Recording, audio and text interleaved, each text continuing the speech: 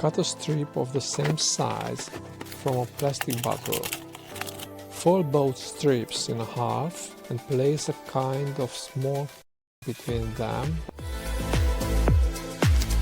A piece of another mastic can help you to insert the folded trigger in place. Next, take a string of sparklers and cut into 4 pieces.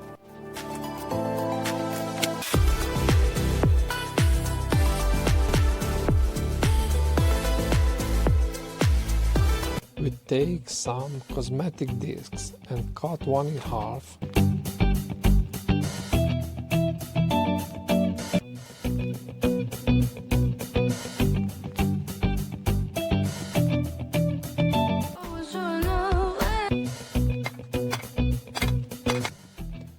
The hot wax will completely soak in the entire thing and must keep dipping in wax 3 times.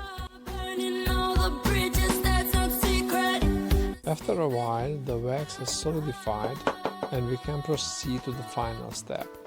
Must to insert the prepared fire starter into a small balloon. Our homemade fire starter is ready, maybe not so aesthetic, but I hope it will work amazing.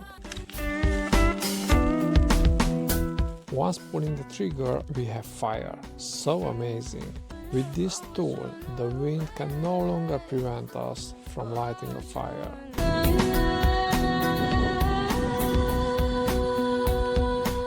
Our tested homemade fire starter did its job for about 15 minutes.